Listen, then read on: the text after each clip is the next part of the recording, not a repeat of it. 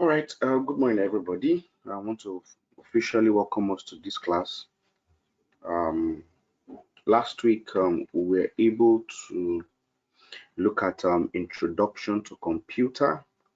All right, so for the for the sake of those that couldn't attend last week, we defined what a computer system is.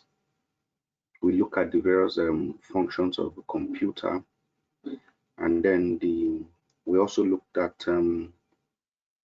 hardwares and softwares of a computer. We tried to explain them.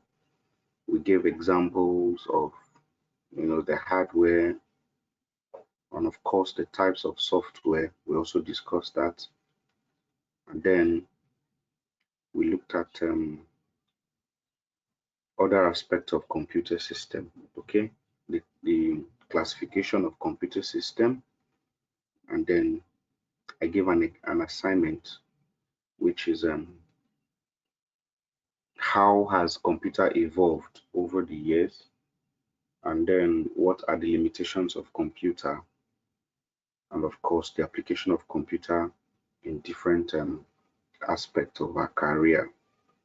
Okay, we also looked at the components of a computer system, talked about the input system, the central processing unit, and of course the output unit. So we discussed that in details. And then we looked at the unit of measurement.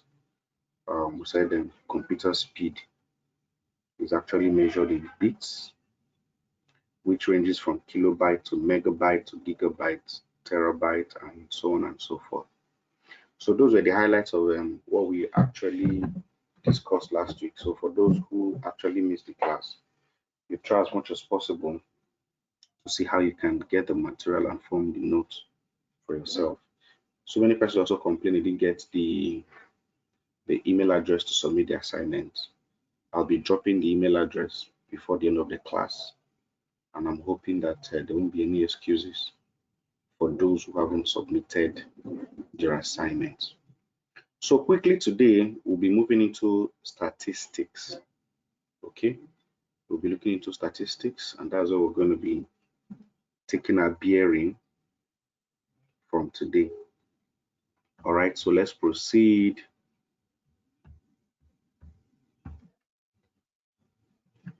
So let's define statistics. What do we understand by the word statistics? We say statistics is concerned with scientific methods for collecting, organizing, summarizing, presenting, and analyzing data, as well as deriving valid conclusions and making reasonable decisions on the basis of these analyses. In other words, it's a system or a process of collecting and presenting data analysis and also interpreting them, okay, in order to make decisions from such analysis that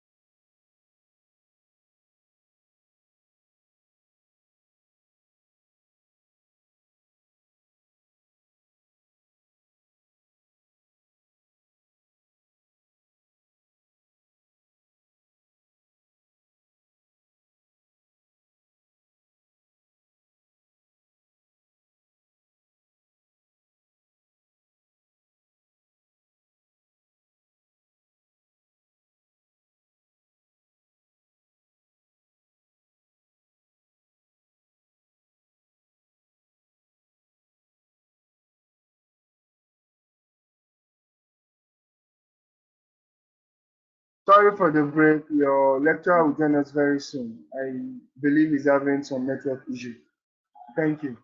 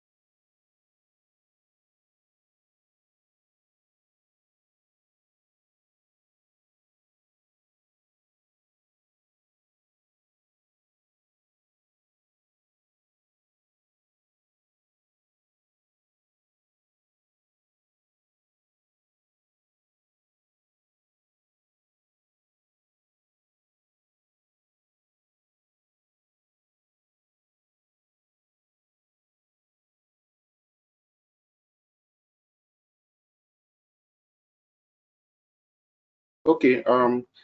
Sorry about that. I had a little of network glitch. Thank God we are back online. So I was trying to explain what statistics is according to you know according to Croton, and he said basically statistics involves four stages, which is collection of data, presentation of data, then analysis of data, and interpretation of data. So these are basically the four stages of statistics as far as statistics is concerned. So the first is to collect data. The second one is to present this data in a form that you'll be able to carry out an analysis. And then after the analysis is over, you'll be able to interpret the data. So collection of data is actually the first step, okay, as far as statistics is concerned. So you have to go to the area of research and then get raw data, get informations, okay, of what about what you want to research. And there are so many ways you can actually collect these data. Okay, there are different methods of collection of data. You can actually use census method. You can use a sampling method. You can use primary or secondary, method of collecting data. You can use questionnaire, interviews. They are just different ways. But be sure that when you're collecting your data, um, the information you're getting must be directly related to what you're trying to research about or the problem you're trying to research about. So that's collection of data, basically the collection of information that is essential to the research that you're trying to work on. And I said you can use different methods, the census method, the sampling method, another method. Then the presentation of data. Once this data, this raw data or this mass data is collected, the next thing you need to do is to present this data in a suitable, concise form that you can be able to carry out analysis on.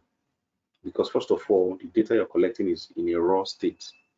So you have to present it in a form that it will make it easy for analysis to actually be carried out in that for that particular data. Now, so most times these data are presented in form of a tabular or diagrammatic or graphical form. So presentation of this raw data involves presenting this raw data in form of a table, in form of diagrams, or in form of graphs, okay, for further analysis. Then number 3 there, according to the definition of statistics, is analysis of this data. Now, once this data is presented, you have to carefully analyze, okay, by making inference, okay, from the presented data, okay. So inference, when you're making inference, is what do you want to find out about the data? Are you trying to get, let's say, the tendencies, the depression, the correlation, the regression? These are different analytical methods that we use that we apply to this data that have been presented to be able to come up with, a conclusion. All right. So it depends on what you're trying to find out. You can even create a hypothesis, okay, about what you're trying to do, and then with the data that you've been able to organize to get from that particular research, from that particular area, you apply these statistical tools to be able to come up with something. So that is analysis, okay, of these data. Presenting these data, by analyzing them, okay, by making inference from the presented data using the different statistical methods, okay. So that's that for that. As we proceed, we're going to dive into, we're going to see how we can collect data and then make an analysis of the data, and then of course interpret this data. And then interpretation of data that's the final step as far as statistics is concerned, and it has to do with drawing conclusion, okay, a valid, not just conclusion, a valid conclusion based on what the analysis that you've carried out for that data, okay. So, and it requires a high degree of skill and experience to be able to interpret the data that you've analyzed, to be able to draw a conclusion about that particular thing. If, for example, now, let's say, for example, let me just give an example. You're into poultry farming, and there's a particular feed, okay, you just introduced to the animals that you're rearing, and you want to compare, you want to find out the growth, okay, the efficacy of that new feed to the growth and development of the chickens, the poultry that you're trying to rear. And then, for example, you can give yourself a space of 1 month to collect measurements of this poultry. So every morning, you get a sample from that particular population, and then you put them on a scale, on a weighing balance, and then you take your reading. So every day, okay. Now at the end of the month, you've gotten the entire data that you want to work with, which is referred to as sample. Sample represents some group of things in a population, okay. So once you've done that, that is collection of data. So weighing them every morning to understand their weights and everything. That's collection of data. And then when you're done, you have to present it in form of a table, in form of a graph, or in form of a diagram. And then you use any of the statistical tools to analyze. Now, what are you analyzing? What are you trying to find out? From the question, just like I told you, you want to see if there's a potency or efficacy in the feed that you just introduced to your poultry. So what you're going to come up with is the hypothesis you're going to come up with is maybe you're trying to find out if there's a significant difference between the former feed that you were giving the poultry and the new one. Is there a significant difference as far as the growth of those poultry is concerned, or there's no significant difference? By the time you run your analysis, you do analysis using any of the statistical tools, okay, the result of that analysis will now determine the interpretation of the data, which is the conclusion that, okay, there's a significant difference between the feed, okay, that I was using before and the feed that I'm giving now, or there's no significant difference, okay. And there's usually what we call um, there's a standard, okay, that is given which you're going to use to measure, okay. So depend on the outcome, whatever outcome you're going to get, you use it to compare, okay, with the standard that is already given. Let's say, for example, now you have the calculated value and you have the critical value. So the critical value is usually the standard, okay, for comparison to find out whether there's a significant difference or there's no significant difference. So if, for example, you're giving the critical value to be 5.05, and they said any number that falls between 1 and 5.05, that is less than or equal to 5.05, it means there's no significant difference, okay. Then when the figure is above, is greater than the critical value of 5.05, it means there's a significant difference between the feed you were giving before and the new one that you've just introduced. So by the time you're done, using any of the statistical tool to do your analysis, your final answer, whatever figure you're going to now get, your final answer, you compare it, that's your calculated value, you compare it with the critical value that was given. And that's where you draw your conclusion that, okay, this is having compared, this the calculated value with the critical value, you discover that it is um, less than the critical value. Therefore, there is no significant difference between the feed that was given to my poultry and the new one introduced. What I'm trying to explain here, what I'm trying to make you understand is that for every statistics you carry out, there must be a conclusion. That is interpretation. You see how I use this example now to explain the four stages in statistics. You collect data by taking their measurement every day for 1 month or 2 months, depending on what you want to run, depending on the scope of your of the research you want to do. You present this data in form of a table so that it will be easy for you to analyze. And we said either in form of a table, in form of a graph, or in form of a diagram. And then you run the analysis of that data by applying any of the statistical tool, okay, which has to there's a standard at the end of the day they're going to compare it with. So the answer you're going to get will now form your conclusion, which is interpretation of the data. All right. I hope this you from what I've explained, you'll be able to understand what statistics is. So if I ask you to define statistics, you simply tell me that statistics is um, a process of collecting data, presenting data, analyzing this data, and drawing conclusion from that data, okay, to solve in research purposes or to solve a particular problem within a given area. Okay, so that's basically what statistics is. Let's proceed. So functions of statistics. The functions of statistics, a lot of functions of statistics as you can have there. The first one there is condensation. Now the word condense means to reduce or to lessen, to lessen. Okay, it is possible that you're going to get a huge mass of data. Imagine when you're doing your kind of research for Lagos State. Okay, let's say the outbreak of COVID-19 in Lagos State. I want to see the effect it had on the population of Lagos State. Where are you going to start from? The data, of course, even if you know where to start from, you go local government by local government. Do you know how complex and how heterogeneous your data can look like? By the time you bring this data, this raw data, you'll be overwhelmed.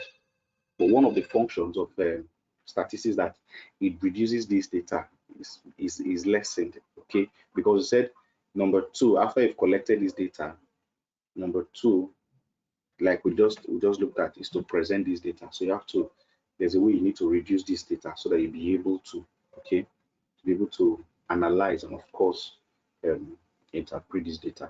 So sometimes when the population is too much and you cannot collect data, okay, you just get what we call sample, okay, you just identify few persons from each local government that makes up Lagos State to represent that population, because you know that by the time you start collecting it, not just the time, the energy, the cost, and all those things. So you just collect few people, you know, and represent that particular population. So that's number one function of statistics, condensation. Number two, comparison, just like I told you. You're trying to compare from the example I gave you, you're trying to compare the efficacy, okay, of the feed you were given before and the new feed you just introduced. The outcome of this comparison is that statistics help you to tell you whether to continue or not to continue. Okay. Now UK, for example, or some other countries, China was the first. Their own failed. We're waiting for UK now to come up with their own. UK is trying to test a COVID-19 vaccine that they developed to see whether it will have an efficacy, okay, on people who are infected with the COVID-19. So what they're going to do is that they've already about 182%, okay, from what they told us, have already indicated interest. I think it's more than that, you know, to be used. So now this 182% is assumed as a sample collected from the population.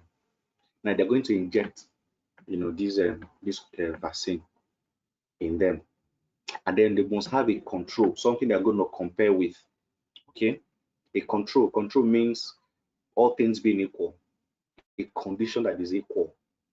Okay, that somebody who is not, in this case now, somebody who is not affected by COVID-19. So that becomes a standard they're going to use. So over time, by the time they now inject the vaccine, then they look at the rate, the time of efficacy of that particular thing, if it's able to. After a particular period of time, they compare, you know, that those sample, that's those people that have been injected with that COVID-19 vaccine, they compare their system, their cell, okay, and see whether it's going to be exactly like the control. So they have a standard. That standard they're going to use for to compare is actually the control I talked about. So by the time they inject the vaccine, they want to see whether that patient can look like the control after the period of you know, allowing the vaccine to have effect and the rest of them. If at the end of the day it's not, it means it has failed. So statistics, another function of statistics that it is used to make comparison between two variables. Okay. Then number three is estimation. It is through statistics that the meteorologists can be able to tell us what is going to happen tomorrow, next week, next month, as far as the weather forecast is concerned. Statistics helps us to estimate. Okay, and we have four um, types of estimation. We have the estimation theory, the test of hypothesis, the non-parametric test, and of course the sequential analysis. Okay, these are, you know, when you go higher, when you go further in your studies, I think in your postgraduate program, you'll be able to look at this in details, okay, of how to use this parametric, non-parametric and non-parametric test of hypothesis. I've already mentioned that of test of hypothesis. Okay, there's a significant difference between this and that. Okay, there is no this between this and that. That's developing a hypothesis. Hypothesis is just coming up with something you assume. It has not happened, it's not real. But through your experiment, you'll be able to conclude whether what you said is true or not. That's, you know, hypothesis. Then you have to test it to be sure it's okay. Then of course, so that's that. that. So those are the functions of statistics. All right, and then applications of statistics. Statistics have various applications. Okay, like in the industry, as I've explained, statistics has a very high rate of application. I've explained something like control charts. So if you're into manufacturing, for example, especially when you're producing food and drugs, you're into that kind of you must have what we call quality control. So there must be a control.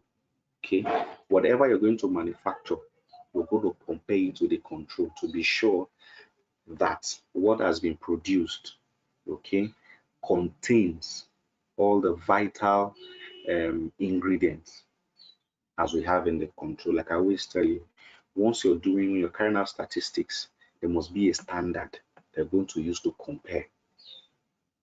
So at the end of the day, we don't produce something that will cause a lot of issues on human health. So statistics becomes very, very, very important as far as the industry is concerned. Okay, so statistics is used to check quality level of what is being produced by comparing it with the control, with the standard. Okay, even in engineering, okay, we can also use it to find out whether the product conforms to specification, to engineering standard. So there's an application of statistics in engineering. Okay, so with the use of statistical tools, you can do inspections, you can develop a control chart. Okay, so you see, it has a very big role. Statistics plays a very big role in our industry. Okay, now how about in our commerce? In our commerce, distribution of goods and services. Statistics also helps us, okay, to understand this. For example, now federal government is sharing palliatives now, okay, to different states. They're giving bags of rice, bags of gari, vegetable oil, and rest of them. So how are you going to know? How are you going to ensure that this palliative gets to the various states? It is through statistics. Okay. Now, even when it gets to the states, it's the responsibility of the governor to ensure that this palliative gets to the various local governments. Okay. It is statistics we use in doing this. Even when it gets to the local government, the local government chairman has to ensure that this palliative gets to all the wards. Statistics plays a whole big role as far as commerce is concerned. Even in okay, in the true statistics, it's like the crude oil sales in the forex market. There's a drop, there's a rise. Tomorrow you hear it's $30 per barrel. Now it has dropped to less than $0 per barrel. Statistics is used to actually do all these things. Okay, in agriculture, just like I've explained, using the poultry farm, for example, to know the efficacy, okay, of a particular feed or vaccine that's been introduced, okay, or the rate of growth of your plant. You just apply the new fertilizer and the rest of them. Okay, so you also use statistics to find out that from the explanation that I've used. Economists, of course, statistics also plays a very big role in economics, measuring numerical changes in complex groups and interpreting, collecting this phenomenon. So it plays a very big role in determining where we are as far as economics is concerned. Okay, so and these include um, you know, distribution, production, production prices, wages, distribution of income and wealth, and so on. These are what statistics do as far as economics is concerned. Then in education, just as we are doing now, you see the relevance of statistics in education. So also use it for research purposes. You want to find out something, COVID-19 now, people are busy researching. So statistics plays a very big role as far as research is concerned. So that's the application of statistics in education. In planning, statistics also, is used in planning. In the modern world now, there is nothing that can be done, okay, if not statistics. Okay, so statistics also play a very big role as far as planning is concerned, even for organizations, for governments. They're trying to improve efficiency of work and efficiency of workplaces, formulation of policies, decisions, executions of the same. Statistics is used for planning. when the president wants to write a budget for the next fiscal year, he's going to look at, because for example, in Nigeria, that depends on crude oil, for example, he has to look at what the crude oil is currently selling. Okay, how much is crude oil per barrel? Now, he's not just going to look at the present price of crude oil in the international market. He has to compare the past 6 months or 1 year and then do a projection for the next 1 year, how much they're going to. So that will now form the basis of how they're going to drive the budget. So you see, statistics plays a very big role as far as planning is concerned. Statistics in medicine, just like I said, people, doctors and healthcare workers are currently collecting samples, and then they are running these samples in the lab to find out who is positive or who is not positive. So statistics plays a very, very big role as far as medicine is concerned. So it's also used to test the efficacy and efficiency of new drugs that have been introduced. Okay, so those are the applications of statistics in as far as medicine is concerned. Okay, so statistics goes without their limitations. They also have their own limitations. Number one, statistics is not stable to the study of qualitative phenomenon. Statistics basically deals with quantitative numbers. We're talking about numbers.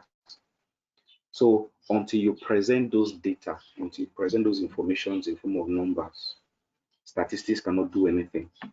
Okay, so statistics only works with number. It only works with number. Statistics does not study individuals. No, statistics does not study one person. It's usually a group of people. It studies population. Okay, and even in the population, when you're collecting sample, group of persons, okay, will also make up that sample. So you cannot use statistics to study one person. It studies, studies group population. Okay. Number three, statistics law are not exact. So we are only assuming, we are only projecting, we are only concluding based on what we have. It can change tomorrow. Somebody else can come and carry out another research and then kicks off what you have already concluded and come up with your own. So that's why we said there's usually a control, something to compare with a standard. That standard can change over time. So you see that the statistical laws are not exact. Depend on the researcher, what he wants to achieve. He will be the one to define the standard. And then by the time he carries out his research, he will compare it with the standard and come up with a conclusion or an interpretation. So somebody else can also come up. So there's no particular, law that is guiding generally on how to carry out statistics. Okay, statistical table can be misused. That's the truth. To create panic, you can use statistics to create panic, to create fear, to use it to even do people. You understand? So it can be misused in any way, in so many forms. We have seen that in the time past, and they can prove it beyond reasonable doubt why it's like that. And you see people immediately they'll start, panicking over the information they've gotten.